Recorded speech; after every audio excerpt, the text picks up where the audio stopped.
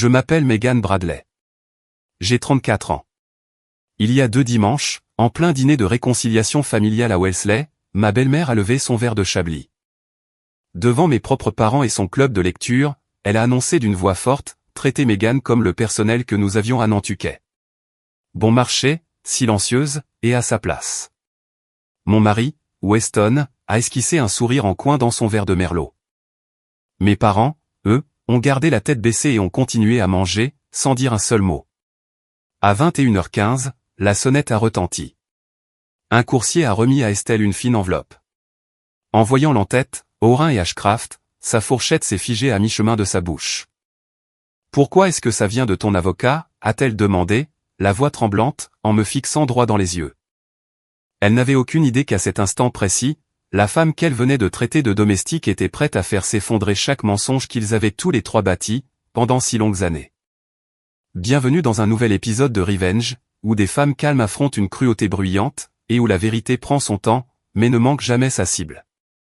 Si la justice silencieuse vous parle, laissez un commentaire pour me dire d'où vous écoutez, et n'oubliez pas de vous abonner. Laissez-moi vous ramener à l'été où ma grand-mère est morte, et à ce qu'elle a laissé dans une lettre que personne n'avait le droit d'ouvrir. J'ai grandi à Providence, dans une petite maison en briques sur Angel Street, avec une porte d'entrée verte que ma mère repeignait un printemps sur 2. Le quartier s'appelait Fox Point, et les voisins croyaient que le nom des Bradley signifiait quelque chose. Ma mère m'a appris que la dignité était un héritage, et non quelque chose que l'on méritait. Elle se trompait sur ce que ma famille possédait réellement. Mon père était connu à Providence comme un « érudit indépendant ». C'est l'expression qu'il utilisait dans les cocktails, et celle que ma mère employait quand les autres femmes lui demandaient ce que faisait son mari. En réalité, il avait perdu sa licence d'avocat en 2009, quand j'étais encore au lycée. Depuis, il passait ses années à travailler comme assistant juridique de nuit, dans un cabinet de second ordre appelé Mercer, Wexley et Holston. Il portait un costume tous les jours, même quand ce n'était pas nécessaire. Ma mère tenait une petite boutique d'antiquités à Warwick, Marlène-S, sur Post Road. Elle vendait de la porcelaine anglaise et de vieilles lampes en laiton aux estivants. Le carillon au-dessus de la porte était en cuivre. C'est le son qui a rythmé la plupart de mes week-ends d'enfance. J'ai étudié à Wharton. J'ai obtenu ma licence en économie en 2013. Puis, grâce à un programme permettant aux étudiants les plus performants d'intégrer directement le MBA, j'ai terminé mon master 2 ans plus tard, en 2015. Ma famille a célébré l'événement dans un restaurant de Newport, avec un gâteau que ma mère avait préparé elle-même. Mon père a porté un bref toast, sur le fait que les femmes Bradley savaient construire les choses en silence. Personne à table ne savait qu'il n'exerçait plus le droit depuis déjà 6 ans. Après mon diplôme, j'ai travaillé 1 an chez Bain, à Boston. Les gens supposaient que j'allais gravir les échelons rapidement, et c'était une attente raisonnable. J'ai quitté ce poste au printemps 2019, pour un emploi d'assistante de direction dans un petit fonds d'investissement appelé Whitfield Capital Partners. Mes amis ont cru que j'avais fait un burn-out. Ce qui s'était réellement passé, c'est que ma grand-mère était décédée quelques mois plus tôt. Et mon grand-oncle Sheldon m'avait ouvert les portes d'une école bien différente, une école dont les cours avaient lieu 1 fois par mois, dans son bureau de Newport. Et je voulais avoir la disponibilité d'esprit nécessaire pour y assister.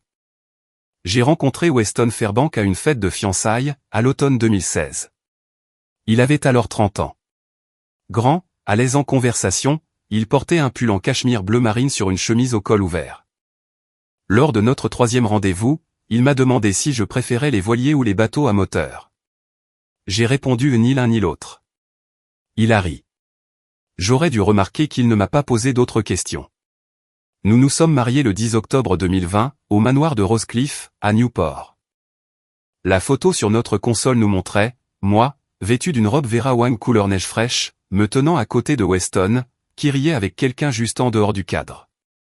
Pendant 6 ans, j'ai regardé cette photo, sans jamais me demander avec qui il riait. Il y avait 3 choses que je n'ai jamais dites à personne, au sujet de mon mariage. Je n'avais pas de véritable ami dans le cercle des Fairbank. Je n'avais jamais été invité dans leur maison de Nantucket. Et j'étais toujours celle qui, discrètement, débarrassait les assiettes à la fin des soirées.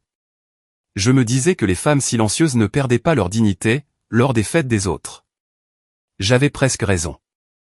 Ma grand-mère avait une expression pour ce que je prenais pour de la paix. Elle appelait ça le prix de ne pas poser de questions. J'allais bientôt découvrir ce que j'avais déjà payé. Ma grand-mère s'appelait Cornelia Bradley. Elle était la fille, puis la présidente, d'une petite entreprise de soie, qui existait à Providence depuis plus longtemps que la plupart des familles en Amérique.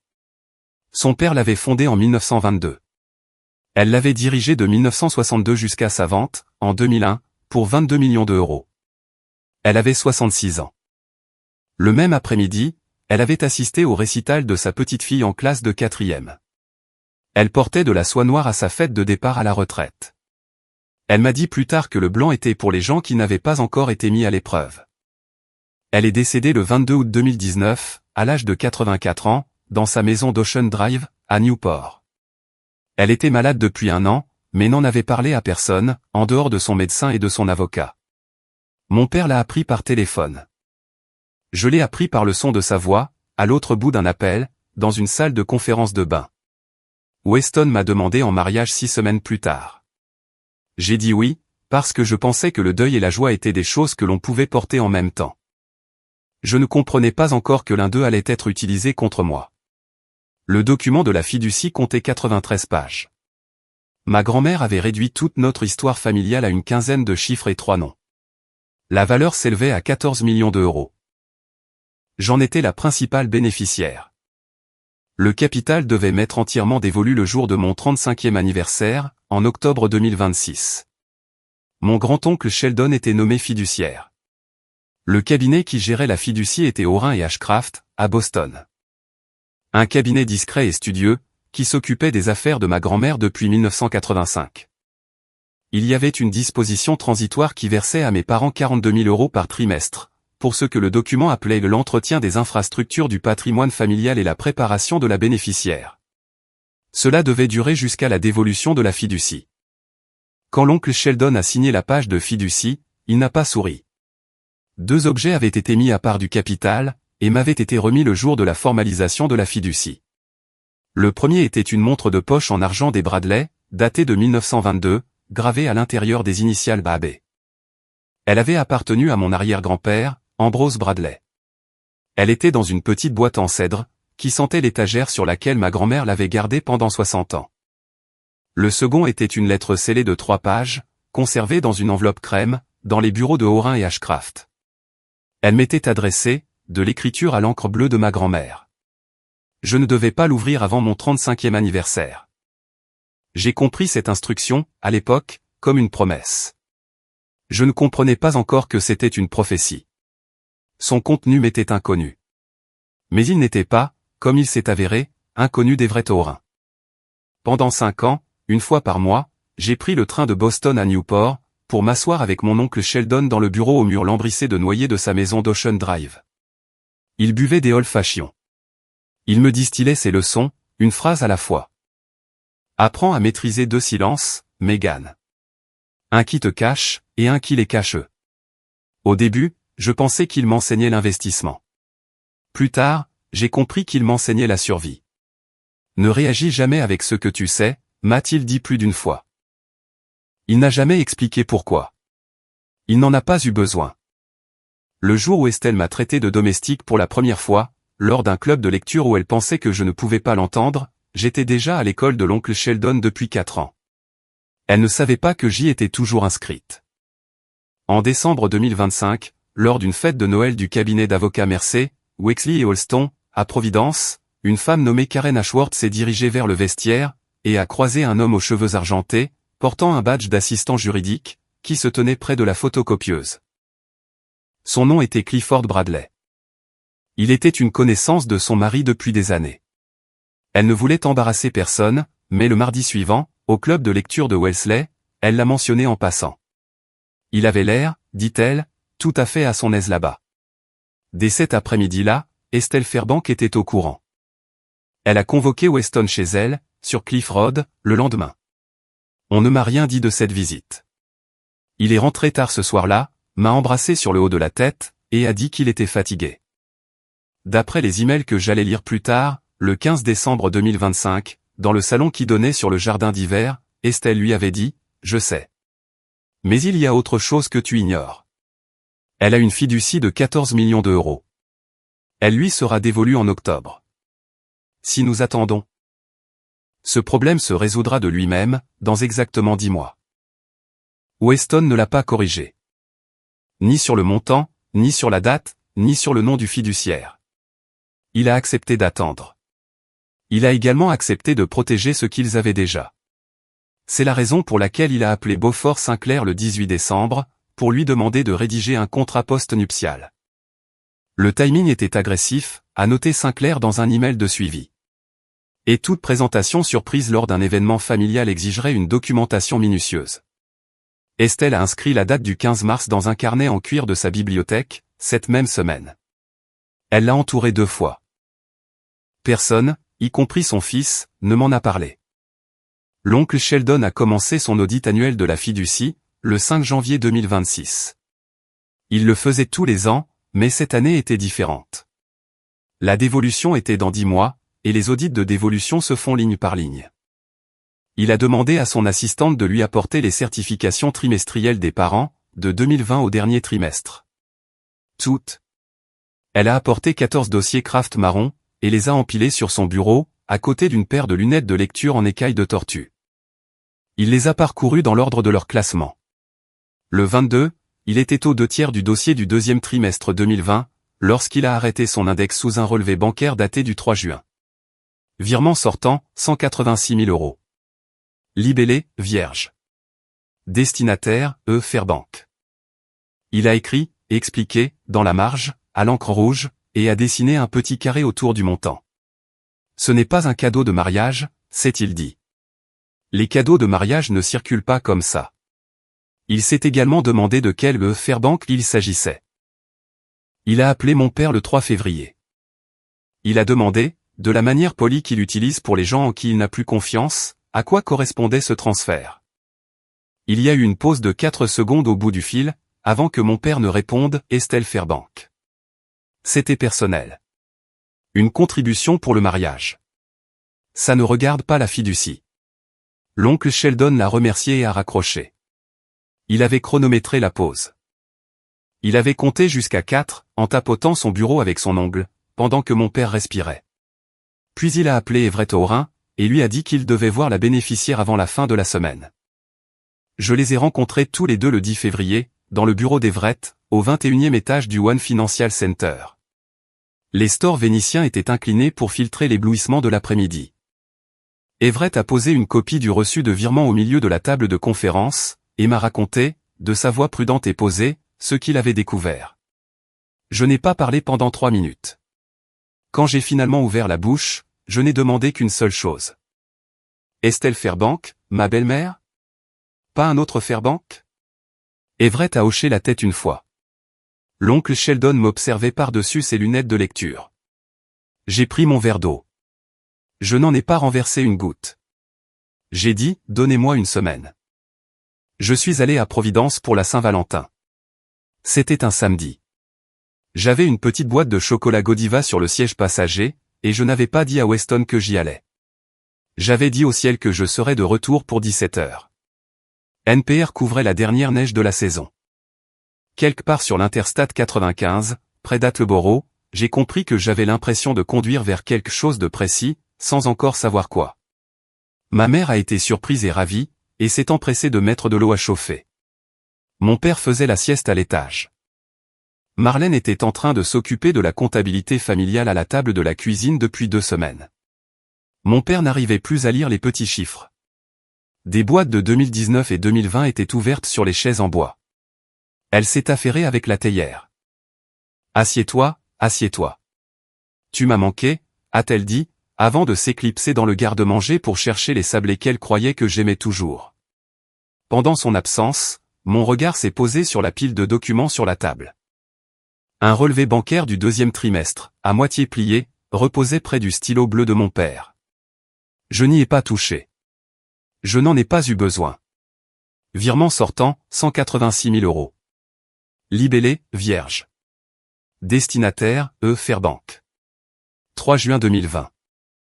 3 jours après le jour où ma mère avait préparé un petit gâteau à la vanille pour nos fiançailles. J'ai lu chaque caractère. Puis j'ai levé les yeux. J'ai sorti mon téléphone et j'ai photographié le relevé, dans la position exacte où elle l'avait laissé. J'ai replié le coin. Je me suis rassise. Quand elle est revenue avec les sablés, je lui ai demandé si mon père avait bien dormi. Elle a dit que oui, et a versé le thé. Mes mains n'ont pas tremblé, car je ne les laisserai pas trembler dans sa cuisine. Je suis resté une demi-heure de plus. Je l'ai serré dans mes bras sur le pas de la porte. Sur le chemin du retour, je me suis arrêté dans une station-service Shell, à Attleboro, et je suis resté assise dans la voiture, moteur éteint. J'ai appelé l'oncle Sheldon. J'ai vu, lui ai-je dit. Il a répondu, tu sauras quand le moment sera venu. Je n'ai pas remangé à cette table avant le mois de mai. Pendant 6 jours, je n'ai rien dit à Weston. Je me déplaçais dans notre maison de Willowin Road, à Newton, comme je l'avais fait pendant des années. Café le matin, livre de poche le soir. Les petites habitudes d'un bon mariage sur le papier. Le 20 février, il a eu un appel qui s'est prolongé chez Bramar Advisory Partners. Il a quitté la maison avec sa sacoche d'ordinateur, mais sans son iPad. J'ai remarqué l'iPad sur la table basse, quand je suis descendu à 20h47, et que je me suis assise avec un livre. Il ne l'avait jamais laissé là auparavant. Il ne laissait jamais rien d'important à portée de main. L'écran s'est allumé quand j'ai posé mon expresso. Il était toujours ouvert sur ses emails. J'ai lu le haut du fil de discussion en premier, car le haut d'un fil de discussion est l'endroit où les lâches gardent leurs mensonges les plus récents. C'était entre Weston et un homme nommé Beaufort Sinclair. L'objet était « Contrat post-nuptial Bradley, stratégie de présentation surprise ». Weston avait écrit « Le dîner du 15 mars convie. Maman le présentera comme une réconciliation. La présence des Bradley ajoutera de la pression. Sinclair est prêt à signer après le dessert. » J'ai fait défiler vers le bas. Le premier message de la chaîne daté du 18 décembre 2025, à 21h44.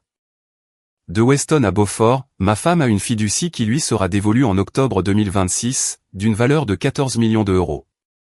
Grand-mère décédée en août 2019. L'oncle Sheldon Bradley est le fiduciaire. Orin et Ashcraft est le cabinet d'avocats. Veuillez me conseiller sur le timing et la structure.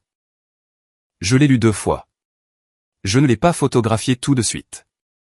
Je suis resté assise avec mon livre de poche sur les genoux, un exemplaire ouvert de l'âge de l'innocence d'Edith Wharton, et j'ai compris 2 choses à la fois. Il était au courant de la fiducie depuis au moins décembre 2025. Il en connaissait les détails. Ce qui signifiait qu'il le savait probablement depuis bien avant, et probablement depuis plus longtemps que nous étions mariés. Et il avait cru, pendant 6 ans, que j'ignorais qu'il le savait. J'ai pris cette capture d'écran. J'ai remis l'iPad là où il l'avait laissé. Je n'ai pas effacé les empreintes digitales. Il est rentré à 23h15, m'a embrassé sur le haut de la tête. Et je n'ai pas tressailli sous sa main. Il m'a demandé comment s'était passé ma Saint-Valentin. J'ai répondu, calme. Il a dit, bien. Je l'ai compris parfaitement, pour la première fois en 6 ans. J'avais choisi le deuxième silence. Celui que ma grand-mère avait construit pour moi. Je l'ai laissé croire que j'étais toujours dans le premier. Le 3 mars, je suis retourné au bureau d'Everett Orin.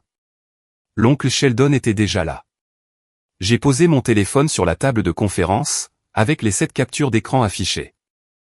Everett les a lues sans expression, ce qui, pour lui, était une forme de concentration. Il était au courant avant le mariage, a-t-il dit. D'un point de vue juridique, cela change la nature du mariage. Je suppose que pour vous, cela change quelque chose de plus. Je n'ai pas répondu. L'oncle Sheldon m'a regardé attentivement. Que veux-tu, Megan, a-t-il demandé. J'ai pris un moment. Je ne voulais personne en prison. Je ne voulais pas le patrimoine des Fairbank. Je ne voulais pas brûler une famille, même celle qui m'avait acheté.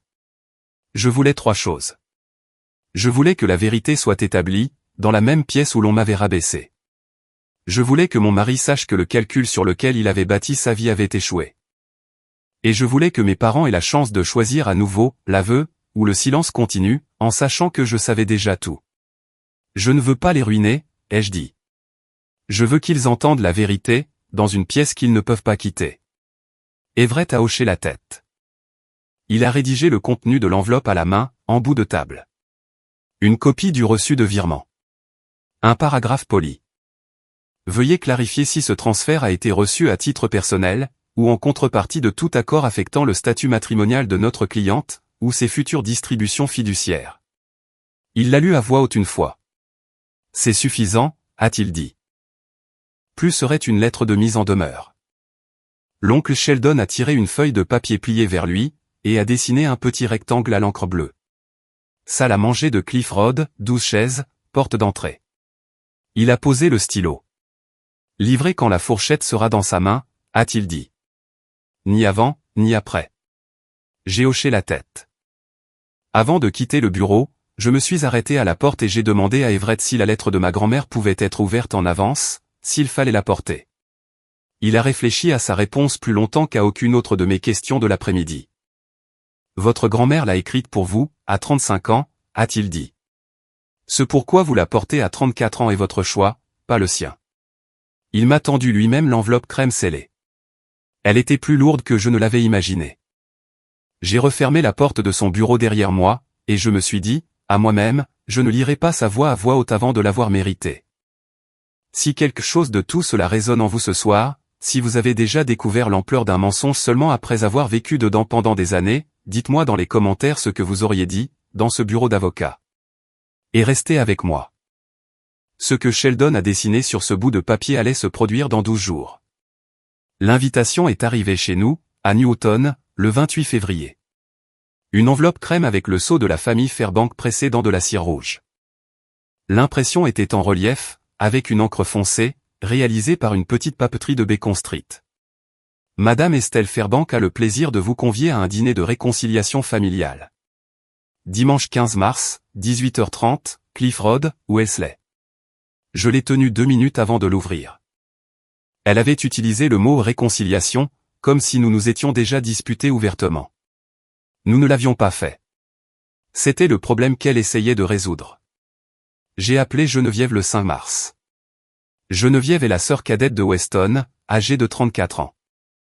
Elle est conservatrice au musée des Beaux-Arts de Boston. Elle est prudente avec sa mère, de la même manière qu'on est prudent avec un poêle sur lequel on s'est déjà brûlé. Elle m'a lu la liste des invités, sans faire de commentaires. Vera Wentworth et son fils Ellery, jeune journaliste au Wellesley Townsman. Karen Ashworth et son mari Prescott, associés chez Mercer, Wexley et Holston. Reed Kellerman, un vieil ami d'Estelle de la Société historique. Le docteur Winston Merriweather, qui en est le président. Et mes parents, a ajouté Geneviève à voix basse. Maman a soigneusement planifié celui-ci. Elle m'a demandé 2 fois si tu préférais le siège près de la fenêtre. Je lui ai demandé si elle devait venir. Elle a répondu, ne devrais-je pas? J'ai dit, viens, et regarde. Ma mère m'a appelé le 10. C'était en fin de matinée. Elle parlait comme quelqu'un qui marche sur une fine couche de glace. Ton père et moi avons été invités à Wellesley ce week-end, a-t-elle dit. Je sais, ai-je répondu. J'y serai aussi. Elle a repris, j'ai peur, Megan. Je ne sais pas exactement pourquoi, mais j'ai peur. Je traversais le Boston Common à ce moment-là. Les dernières neiges fondaient dans les coins ombragés. Je l'ai laissé attendre que je parle. Puis j'ai dit, porte les boucles d'oreilles en perles que grand-mère t'a données. Ça t'aidera à te sentir plus solide. J'ai raccroché avant qu'elle ne puisse répondre. Le matin du 15, j'ai choisi 3 objets. J'ai choisi une robe mi-longue en laine bleu marine, et non pas noire. Car ma grand-mère disait que le blanc était pour celles qui n'avaient pas encore été mises à l'épreuve, et j'avais décidé que, quoi que je sois ce jour-là, je n'allais pas être mise à l'épreuve 2 fois. J'ai choisi la petite boîte en cèdre qui contenait la montre de poche et la lettre scellée, et je l'ai placée dans le compartiment intérieur de mon sac fourre-tout. Et j'ai choisi l'enveloppe crème de Horin et Ashcraft, adressée à Madame Estelle Fairbank, et je l'ai glissée dans la poche intérieure de mon manteau. Weston m'a demandé pourquoi je prenais ce sac. J'ai répondu que je devais rendre un livre à la bibliothèque après le dîner. Il n'a pas demandé quel livre. J'ai fermé le compartiment. La montre de poche n'était pas sortie de cette boîte en cèdre depuis 6 ans. Aujourd'hui, elle le serait, mais pas par moi.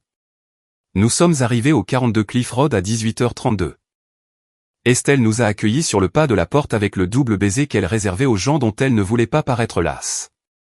Mes parents étaient déjà là, près du placard à manteau, dans le hall d'entrée. Ma mère portait les boucles d'oreilles en perles. Mon père se tenait aussi droit qu'un homme qui s'est entraîné devant un miroir. Estelle a posé sa main sur mon coude et a dit « Ma chérie, entre. Ta mère me parlait justement du nouveau projet fascinant de ton père. » J'ai entendu cette phrase comme on entend le son d'un chien d'arme que l'on arme. J'ai accroché mon manteau moi-même dans le placard. L'enveloppe est restée dans la poche intérieure. Le lustre en cristal de Waterford, dans le hall, projetait de petits carrés de lumière sur le papier peint, et mon père n'a pas croisé mon regard quand je suis passé devant lui.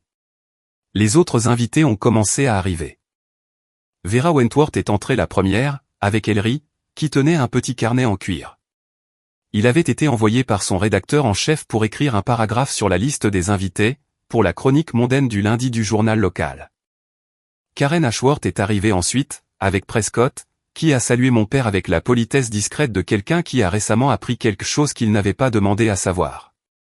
Reed Kellerman a suivi, et le docteur Merriweather en dernier. Geneviève est arrivée la dernière de toutes, vêtue de gris, et n'a pas regardé sa mère en prenant place.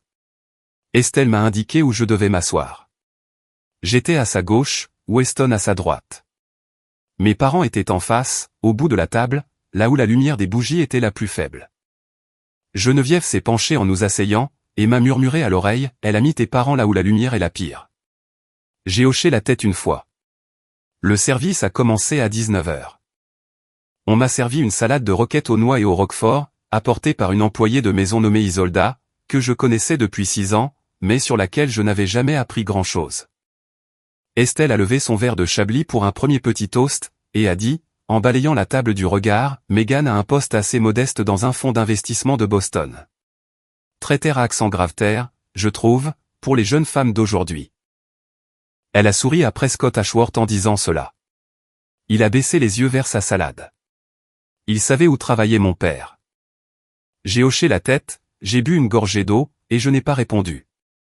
À 19h45, les assiettes de salade avaient été débarrassées, et le plat principal arrivait, canard rôti avec une réduction de cerises. Estelle s'est à moitié levée de sa chaise pour lever à nouveau son verre. La pièce s'est tue, car la pièce se taisait toujours pour elle. Elle n'utilisait ni sa voix de club de lecture, ni sa voix de comité de bienfaisance. Elle utilisait quelque chose d'autre. Un registre qu'elle n'avait jamais employé auparavant, lors d'un dîner où des témoins pouvaient la voir. Elle a dit, assez fort pour que sa phrase se grave dans la mémoire de tous les convives, traiter Megan comme le personnel que nous avions à Nantucket. Bon marché, silencieuse, et à sa place. Weston a esquissé un sourire en coin dans son verre de merlot. 4 secondes. Vera Wentworth a reposé son verre. Geneviève a fixé son assiette. Karen Ashworth a cligné rapidement des yeux 2 fois. Le crayon d'Ellery s'est arrêté de bouger au-dessus de son carnet. Mon père n'a pas levé les yeux. Il a continué à couper son canard en petits morceaux réguliers. Les mains de ma mère se sont jointes sur ses genoux, sous la table. Une seule larme a glissé sur la serviette en lin, à son poignet. Elle ne l'a pas essuyée. Aucune des 4 personnes à cette table, à qui j'étais apparenté, n'a dit un mot pour ma défense. Aucune. Je pouvais sentir la montre de poche tic-taquer contre ma hanche, à travers le sac à mes pieds. Je n'ai pas répondu. Ma grand-mère m'avait appris 2 silences. J'ai choisi celui qui les cachait eux. Mes parents avaient choisi le leur 6 ans plus tôt. J'ai pris mon couteau, et j'ai coupé le canard au même rythme mesuré que mon père, de l'autre côté de la table. Le reflet était intentionnel. Il l'a remarqué. Il n'a pas arrêté. À 20h50, l'employé de maison a déposé de petites coupes de mousse au chocolat.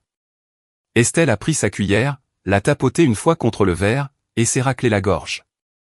Après le dessert, si vous me le permettez, j'ai un petit sujet à aborder. Une affaire de famille. Rien de grave, a-t-elle dit en souriant autour de la table. Weston a jeté un coup d'œil à son téléphone et a éteint l'écran. Sur son écran de verrouillage, si quelqu'un s'était trouvé assez près, il aurait vu un message de Beaufort Sinclair qui disait « En attente ». Mon père a posé ses mains à plat sur la nappe en lin. Ma mère a attrapé son verre d'eau, sans y boire. À 21h15, la sonnette a retenti. Estelle a jeté un coup d'œil à Weston. Personne n'était invité en retard, a-t-elle dit. L'employé de maison a traversé le hall d'entrée. Elle est revenue 30 secondes plus tard, portant un petit plateau ovale en argent, sur lequel reposait une seule enveloppe crème. Elle s'est arrêtée à côté d'Estelle et a abaissé le plateau. « Pour vous, madame. » Le coursier a dit qu'une signature était requise. Estelle a pris l'enveloppe. « De qui est-ce » a-t-elle demandé. Isolda a répondu « Orin et Ashcraft, madame. » Estelle a tenu l'enveloppe pendant 4 longues secondes. J'ai regardé sa fourchette s'immobiliser. Elle n'est ni descendue, ni montée. Elle est restée suspendue au-dessus de son assiette, comme si sa main avait été découpée de l'image, et recollée. L'entête était pressée en encre bleu marine, embossée sur du papier coton crème. Elle connaissait Orin et Ashcraft, car il l'avait conseillé sur la succession d'Ambrose Fairbank à l'automne 2015, après la mort inattendue de son mari. Elle savait aussi que Orin et Ashcraft étaient le cabinet de ma grand-mère depuis 1985. Il n'y avait aucune raison que Orin et Ashcraft aient quoi que ce soit à voir avec elle, à 21h09 un dimanche soir de mars. Sauf une. Elle a dit à voix basse, Orin, c'est l'avocat de la grand-mère de Meghan. Sa voix avait déjà perdu le registre qu'elle avait utilisé pour le toast. J'ai répondu d'un ton neutre, c'est exact. Ma grand-mère est morte il y a 7 ans. Elle a regardé Weston. Es-tu au courant de ça? Weston n'a pas répondu. C'était la première fois en 6 ans que je le voyais choisir le silence plutôt que la parole, à la table de sa mère. Estelle a ouvert l'enveloppe. 2 pages à l'intérieur. Elle a d'abord regardé la première page, une photocopie d'un virement bancaire tiré sur le compte personnel de mon père à la Citizens Bank de Providence, daté du 3 juin 2020. Le montant était de 186 000 €, payable à Estelle Fairbank. Libellé, vierge. Ensuite, elle a regardé la deuxième page, le paragraphe poli qu'Everett Orin avait rédigé en bout de table, à Boston, 2 semaines plus tôt. Veuillez clarifier si ce transfert a été reçu à titre personnel, ou en contrepartie de tout accord affectant le statut matrimonial de notre cliente, ou ses futures distributions fiduciaires. Sa fourchette était toujours à la main. Ma mère a émis un petit bruit contre son verre d'eau. Mon père fixait le coin de la nappe. Sa main avait cessé de bouger. Vera Wentworth a dit doucement, du milieu de la table, « Estelle, ma chère, est-ce que tout va bien ?» Estelle ne lui a pas répondu. Elle a regardé mon père. Mon père n'a pas levé les yeux. Elle a regardé ma mère. Les yeux de ma mère étaient rouges. Elle a regardé Weston. Weston fixait son assiette. Elle m'a regardé. Pour la première fois en 6 ans, elle m'a regardé avec ses 2 yeux. Sa voix a tremblé. « Pourquoi est-ce que ça vient de ton avocat ?» a-t-elle demandé. Je ne me suis pas levé. J'ai posé ma cuillère à dessert à côté de la coupe de mousse. J'ai plié ma serviette. Je l'ai regardé. Ceci est une copie d'un virement que mon père vous a envoyé 4 mois avant mon mariage, en juin 2020, ai-je dit. Maître Orin, qui représente la fiducie de ma grand-mère, aimerait savoir s'il s'agissait d'un cadeau personnel, ou d'un paiement en échange de l'acceptation de moi par votre famille. J'aimerais savoir également. Mes parents, je pense, le savent déjà. La pièce n'est pas tombée dans un silence complet, car cela arrive rarement dans la vraie vie. Ce qui s'est produit, c'est que les bruits d'un dîner normal ou le tintement des couverts, le grincement d'une chaise, le léger tic-tac d'une horloge murale dans le hall sont devenus assourdissants, parce que tout le reste s'était arrêté. Ma mère n'a pas levé la tête. Elle n'a pas menti. Elle n'a pas défendu le transfert. Elle a simplement commencé à pleurer, tranquillement, sans bruit. Mon père a posé son couteau et s'est levé. Il n'a pas couru. Il n'est pas parti. Il s'est simplement tenu à côté de sa chaise, comme s'il avait attendu ce moment précis pendant 6 ans, et qu'il ne savait pas comment rester assis. Weston a prononcé mon nom une fois, doucement. Meghan. Mais j'avais déjà pris mon sac et je m'étais levé. J'ai remercié Estelle pour la soirée. J'ai souhaité bonne nuit à Vera Wentworth, qui a incliné la tête avec un regard dont je me souviendrai plus tard. Je suis allé au vestiaire, j'ai pris mon manteau, et je suis sorti par la porte d'entrée. La montre de poche dans mon sac continuait de tic-taquer, pendant que je marchais vers la voiture. Weston m'a rattrapé à la portière côté conducteur. La neige tombait en petits flocons fatigués, signifiant la fin de la saison. Il a posé sa main sur le haut de la portière et a dit, « Il faut qu'on parle. » J'ai répondu, « Tu as eu 6 ans pour parler. Tu les as passés à garder le silence avec Beaufort Sinclair. » Son visage a changé. Je n'avais pas élevé la voix. J'avais prononcé le nom complet de l'avocat, et il avait compris ce que je voulais dire. Il a balbutié, « Tu ne. » J'ai fermé la portière. J'ai démarré le moteur. Je n'ai pas vérifié mes rétroviseurs avant de m'éloigner du trottoir, car je savais qu'il avait déjà reculé. Le trajet de Wellesley à Newton dure 22 minutes, à cette heure-là. Je n'ai pas pleuré. Je n'ai pas allumé la radio. J'ai compris qu'à l'intérieur de la maison que je venais de quitter, ma mère ne levait probablement toujours pas les yeux, et que mon père se tenait probablement toujours à côté de sa chaise. Estelle était sans doute dans sa bibliothèque, en train d'appeler Beaufort Sinclair. Et Sinclair ne décrochait probablement pas. Geneviève se levait sûrement, en silence, pour dire à mes parents qu'elle les ramènerait à la maison. Elle ferait ça. Elle avait choisi son camp bien avant que je ne comprenne qu'elle en avait un. Je me suis garé dans notre allée, sur Willowin Road, à 21h52. Je suis resté assise dans la voiture pendant encore 10 minutes. Mon téléphone a sonné. L'oncle Sheldon. « Tu vas bien ?» a-t-il demandé. « Oui », ai-je répondu. « Donne-moi cette semaine. » Ne réponds à personne. « Tu as bien fait », a-t-il dit. « Maintenant, sors de la voiture. » Je suis rentré. Weston était toujours à Wellesley, chez sa mère, car il était venu avec moi et il n'avait nulle part d'autre où dormir cette nuit-là, pour pouvoir parler à sa mère avant le matin. J'ai verrouillé la porte d'entrée. J'ai monté les escaliers.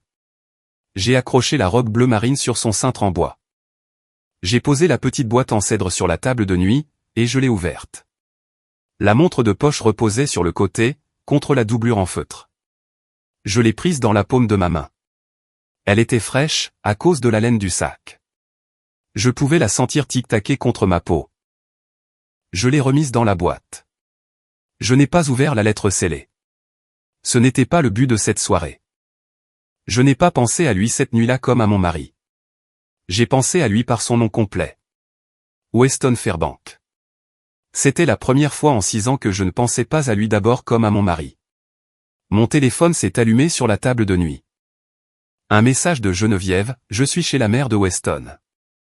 Il est là aussi. Il m'a demandé si je te dirais qu'il était désolé. » J'ai dit non. « Dors bien, Megan. » Je l'ai fait. Marlène est venue à Boston le 24 mars, un mardi. Elle a attendu devant la porte tournante de mon immeuble de bureau, au One Post Office Square, à 18h15. Elle portait un manteau de laine gris que je reconnaissais des 5 hivers précédents. Elle tenait une boîte à gâteaux Wedgwood. Quand elle m'a vu, elle n'a pas avancé. Elle a attendu que je la rejoigne. « J'ai fait le gâteau », a-t-elle dit. « Le même que pour tes fiançailles. Je ne savais pas si tu en voudrais. Je l'ai fait quand même. » Il y avait un café Thinking Cup un peu plus loin. 20 minutes, ai-je dit. Elle m'a suivi. Elle n'a rien commandé. Je lui ai commandé une camomille qu'elle n'a pas bu. Je me suis commandé un thé à la menthe, et je l'ai laissé fumer sans y toucher. Elle parlait par petites phrases courtes, de la manière dont parlent les gens qui ont écrit leurs phrases à l'avance, et qui testent s'ils sont encore capables de les prononcer. Elle m'a raconté que l'argent avait été l'idée de mon père, pas d'Estelle. Que mon père était venu la voir, début 2020, dans un état que je n'avais pas vu depuis l'année où il avait perdu sa licence. Et il lui avait dit que la famille Fairbank exigeait une contribution pour le mariage, sinon ils annuleraient tout. Elle a dit qu'elle avait refusé 3 fois, avant qu'il ne fasse le virement. Elle a dit qu'elle savait d'où venait l'argent. De la distribution transitoire de la fiducie de ma grand-mère. Et elle lui avait dit qu'après ce jour, elle ne toucherait plus jamais à cet argent pour elle-même.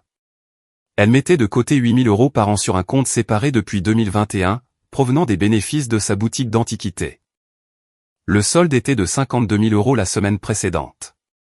Ce n'était pas pour que je le garde. C'était pour qu'elle sache qu'elle avait essayé. Je ne veux pas que tu prennes cet argent, ai-je dit. Garde-le. Tu en as plus besoin que moi. Elle m'a regardé comme si cette phrase lui avait coûté quelque chose. Tu n'es pas obligé de me pardonner, a-t-elle dit. Je ne suis pas venu pour ça. Je ne lui ai pas dit que je lui pardonnais. Je ne lui ai pas dit que je ne lui pardonnerais pas. Je lui ai dit de ne pas envoyer les 8 000 € l'année prochaine. Je lui ai dit de s'acheter quelque chose pour elle, avec cet argent. Quelque chose qui n'ait rien à voir avec moi. Le 30 mars, un coursier a livré un dossier chez nous, à Newton. 47 pages d'un projet de contrat post-nuptial, rédigé par Beaufort Sinclair, et signé par Weston en bas de la lettre d'accompagnement. Si je le signais, je renonçais à toute prétention sur les actifs des Fairbank. Si je ne le signais pas, la lettre laissait entendre, gentiment et sans le dire directement, qu'une procédure pourrait suivre. J'ai lu chaque page. Je ne l'ai pas signé. Je suis entré dans le bureau d'Everett Orin le lendemain matin, et je l'ai posé sur son bureau. Everett a lu la lettre d'accompagnement, a ajusté ses lunettes de lecture, et a dit, il joue sa dernière carte, et il la joue mal. J'ai demandé, de combien de temps avez-vous besoin? Il a répondu, 3 jours. Le 5 avril, Everett Orin a envoyé une lettre d'une page à Beaufort Sinclair. Elle incluait, en pièces jointes, des impressions de cette page de mai, la chaîne de discussion de Weston avec Beaufort, datant de décembre 2025. La lettre disait seulement, veuillez informer votre client que nous sommes au courant du moment où il a eu connaissance de la fiducie, et que cela change la nature de toute négociation post-nuptiale. Nous sommes également au courant, et nous joignons la lettre d'instruction datée d'août 2019 de feu Cornelia Bradley, que cela avait été prévu. Everett n'a pas ouvert la lettre de ma grand-mère, et il ne l'a pas envoyée. Il a simplement dit à Beaufort Sinclair qu'elle existait. Le lendemain matin, Beaufort a envoyé un email à Weston pour retirer son conseil. Il a remboursé ses honoraires dans la semaine. Le 12 avril, un dimanche, Geneviève est venue chez moi, à Newton, avec une boîte d'archives en craft marron. À l'intérieur se trouvait une copie du rapport financier de 2015 de la succession d'Ambrose Fairbank, qu'elle avait obtenu et discrètement dupliqué des années plus tôt, grâce à ses contacts au musée. Valeur totale de la succession au moment de son décès, de 800 000 €. Pas le chiffre qu'Estelle avait laissé croire à Wellesley, qui était bien plus élevé. Geneviève a posé la boîte sur mon îlot de cuisine et a dit, ma mère loue sa dignité depuis 11 ans. Si je porte ça à la société historique, elle ne survivra pas à sa nomination comme bénéficiaire de la famille fondatrice. Je ne veux pas être celle qui le fait. Je veux que ce soit toi. Je n'ai pas touché la boîte. Je n'ai pas besoin d'utiliser ça, Geneviève, ai-je dit. Mais merci d'avoir choisi de les apporter. Le 3 mai, un dimanche, je me suis de nouveau assise à la table de conférence d'Everett Orin. L'oncle Sheldon était assis en face de moi. 3 objets étaient disposés en ligne, entre nous. À gauche, l'enveloppe crème scellée de ma grand-mère. Au milieu, la boîte craft marron de Geneviève, contenant le rapport de 2015 sur la succession d'Ambrose Fairbank. À droite, un projet de déclaration sous serment de 3 pages, qu'Everett avait préparé, dans lequel l'oncle Sheldon, en sa qualité de fiduciaire, exposait 4 faits en paragraphes numérotés. Vous avez 3 outils, a dit Everett. Il a posé ses mains, sans les serrer, sur le dossier à son coude. Le premier détruira sa réputation pour 2 générations. Le deuxième l'humiliera à chaque dîner auquel elle assistera dans la prochaine décennie. Le troisième corrigera simplement les faits. Lequel voulez-vous? Je n'ai pas répondu tout de suite. J'ai regardé l'enveloppe scellée, avec l'écriture à l'encre bleue de ma grand-mère sur le devant. J'ai pensé à la femme qui l'avait signée. J'ai pensé à ce qu'elle aurait voulu que je fasse, avec une voix qu'elle m'avait laissée pour que je l'entende à un anniversaire bien précis, et pas avant. J'ai pensé à Geneviève, qui m'avait apporté une boîte qu'elle ne voulait pas que j'utilise pour blesser sa mère plus que la vérité ne le ferait déjà. J'ai pensé à Estelle, à sa table, à la phrase qu'elle avait prononcée à voix haute, et aux 6 années de version plus silencieuse de cette phrase qui avait précédé ce dimanche. J'ai pensé à Weston, debout devant la fenêtre de sa mère sur Cliff Road, ne sachant pas encore que Beaufort Sinclair ne répondrait plus à ses emails. J'ai pointé du doigt la déclaration sous serment. Je ne veux pas utiliser la lettre de ma grand-mère, ai-je dit.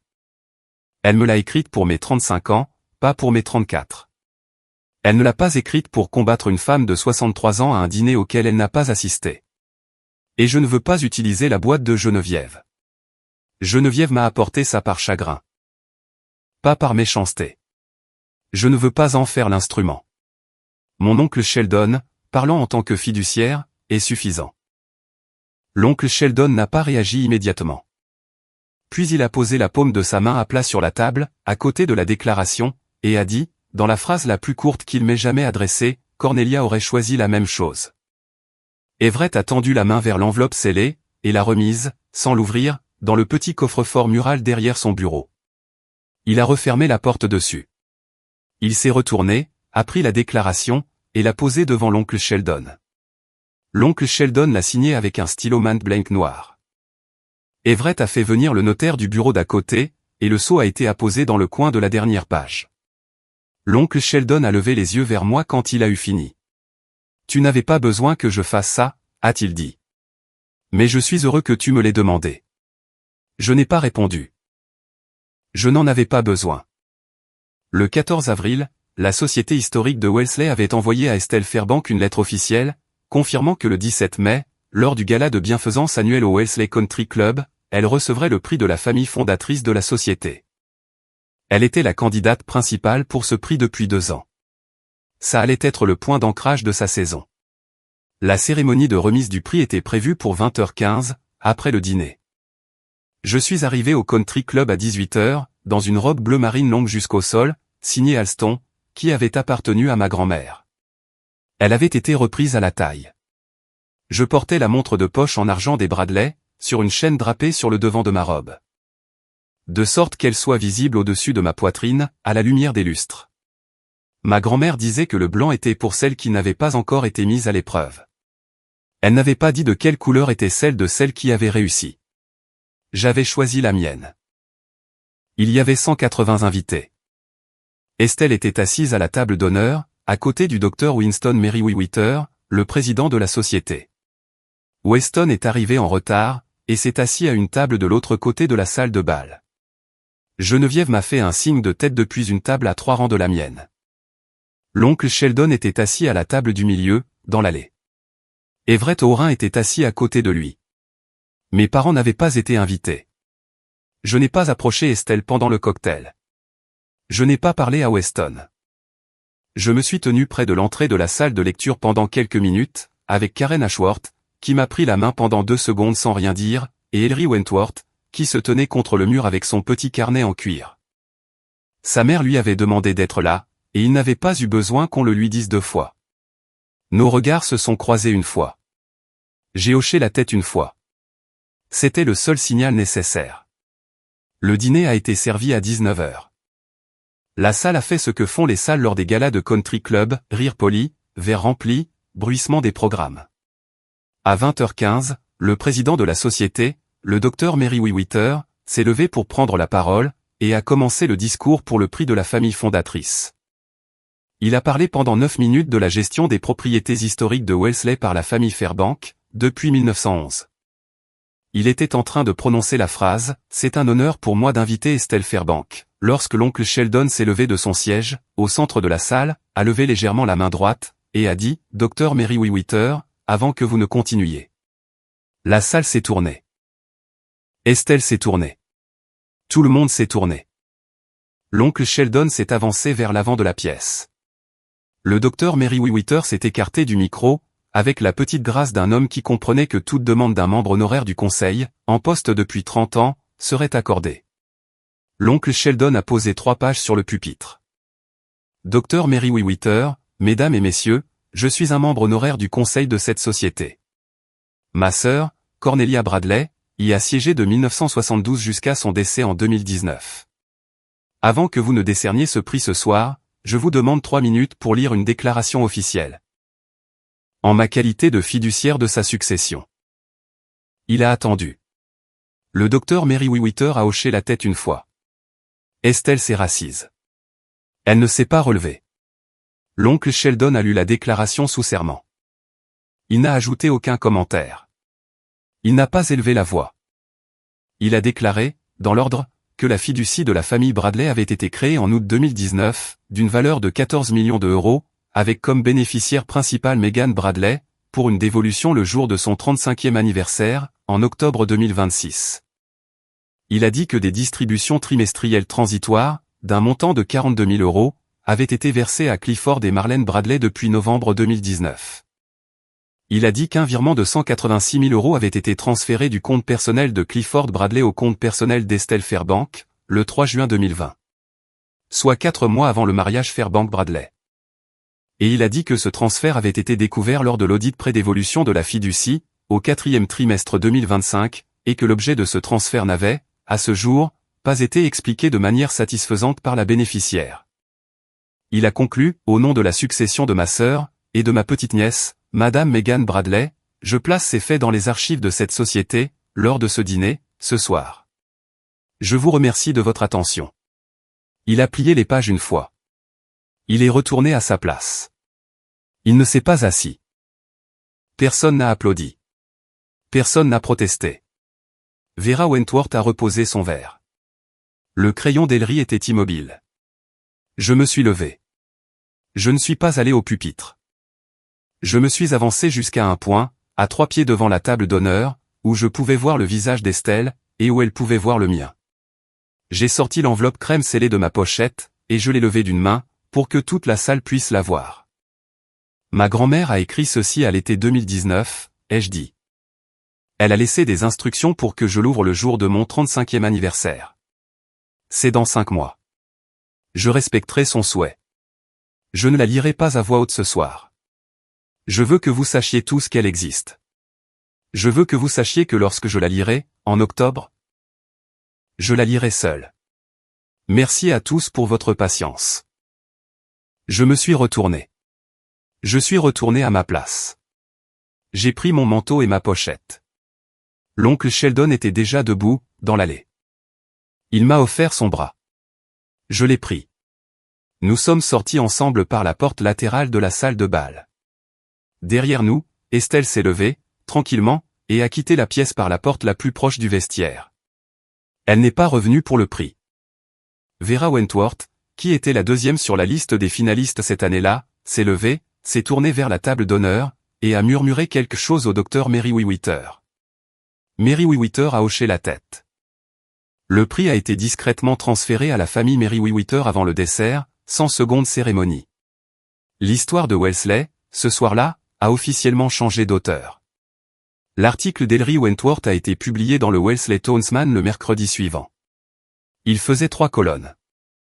Il était en page 2, sous le titre « Le prix de la société historique retiré après la déclaration d'un fiduciaire ». Il n'utilisait pas le mot « humiliation ». Il n'utilisait pas le mot « scandale ». Il énumérait les faits de la déclaration de l'oncle Sheldon, dans l'ordre où il les avait lus. Et il se terminait par une seule phrase que j'ai reconnue immédiatement, car je l'avais entendu la dire plus d'une fois dans son bureau au fil des ans, les faits versés au dossier parlent d'eux-mêmes. J'ai lu l'article cet après-midi-là, dans un petit café de Newberry Street, à Boston, seul. Et je n'ai pas pleuré. Le jeudi, Estelle avait démissionné de son poste de présidente de la Société historique de Wellesley. La lettre adressée aux membres disait seulement qu'elle se retirait pour des raisons de santé. Elle ne nommait aucun successeur. Beaufort Sinclair a discrètement liquidé son cabinet de droit de la famille à Newton, à la fin de cette semaine. 2 cabinets spécialisés de la région de Boston avaient fait des demandes discrètes, pour savoir à quel moment il avait eu connaissance d'une affaire impliquant une diplômée de Wharton et une fiducie de Horin et Ashcraft.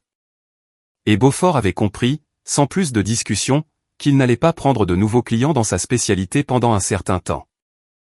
Weston, sans avocat et sans argument, a transporté ses affaires de notre maison de Willowin Road à la maison de sa mère sur Cliff Road, en 3 après-midi.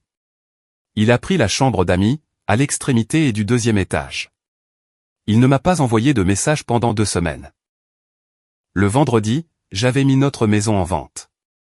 Mon agent immobilier était une femme nommée Adele Fitzpatrick, que j'avais rencontrée à un dîner de Whitfield Capital en 2022. Elle était agréable. Elle m'a posé 2 questions, et pas plus. Les appels que je n'avais pas pris se sont accumulés. Clifford avait appelé 22 fois depuis le matin du 16 mars. Je n'ai pas décroché. Il ne laissait pas de messages vocaux, mais il a envoyé une lettre.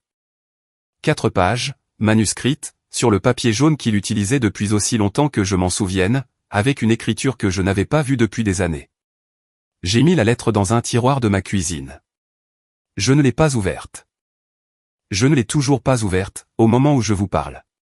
Ma mère a appelé tous les dimanches matins à 10 heures. Je n'ai pas répondu. Le 20 mai, à 19h22, c'est moi qui l'ai appelée. Elle a décroché à la moitié de la première sonnerie. Je ne suis pas prête, ai-je dit. Mais un jour, peut-être. Je voulais juste que tu saches que je sais que tu as essayé. Je ne veux pas que tu verses les 8 000 € sur ce compte l'année prochaine. Garde-les. Achète-toi quelque chose qui n'a rien à voir avec moi. Elle n'a rien dit pendant un long moment. Puis elle a dit très doucement qu'elle le ferait. Elle pleurait sans bruit, de la même manière qu'elle avait pleuré à table le 15 mars. Je ne lui ai pas dit que je l'aimais. Je ne lui ai pas dit que je ne l'aimais pas.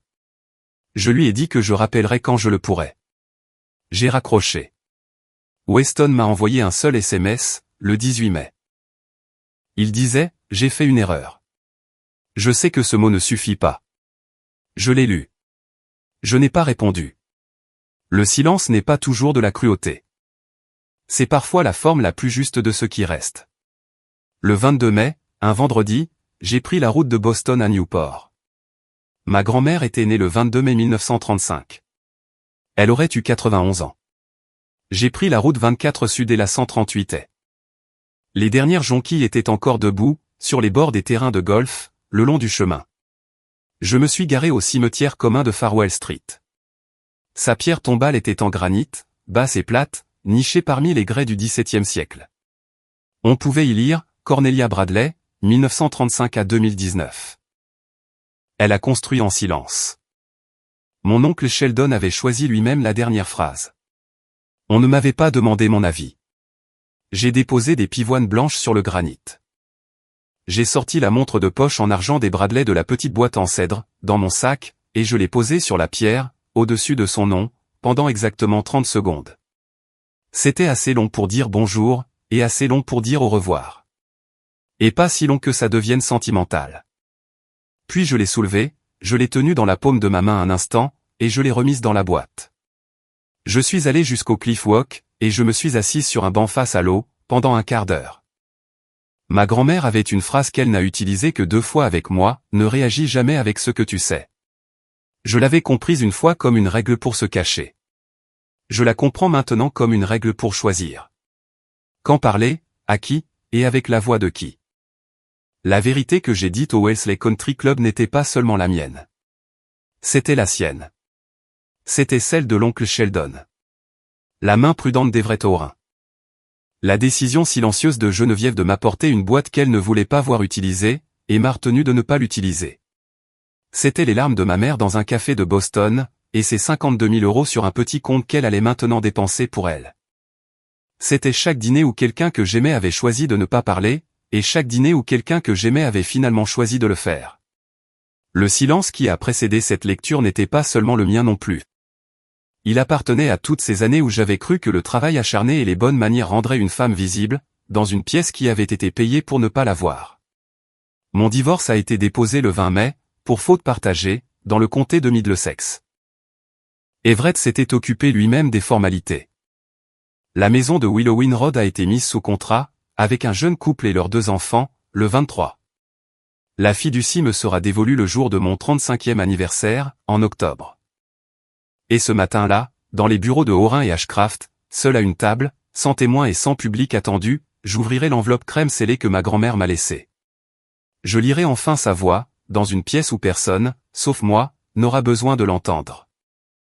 Ce qu'elle y a écrit sera à moi, et je ne le vendrai ni à un country club, ni à un tribunal, ni à un étranger sur Internet. Certains héritages restent privés, à dessein. Je suis resté assis sur ce banc à Newport jusqu'à ce que la lumière devienne dorée. Puis je suis retourné à Boston, avec la boîte en cèdre sur le siège passager, là où, 3 mois plus tôt, se trouvait une boîte de chocolat Godiva. Si quelqu'un dans votre famille vous traite comme un domestique, demandez-vous qui l'a payé pour le faire. Parfois, la réponse est la personne qui vous a appris votre premier mot. Parfois, c'est la personne que vous avez épousée. L'enveloppe arrive toujours, mais seulement si quelqu'un a choisi de l'envoyer. Et seulement si la femme qui reçoit l'insulte décide de passer des années à apprendre à y répondre, d'une voix qui n'a pas besoin d'être élevée. Si cette histoire a résonné en vous ce soir, dites-moi dans les commentaires ce que vous auriez emporté dans votre sac pour ce dîner. Si vous connaissez une femme qui apprend encore le 2e silence que sa grand-mère lui a enseigné, partagez ceci avec elle. Elle n'a pas à être seule dans cette épreuve. Je m'appelle Megan Bradley. Merci de m'avoir écouté. Merci.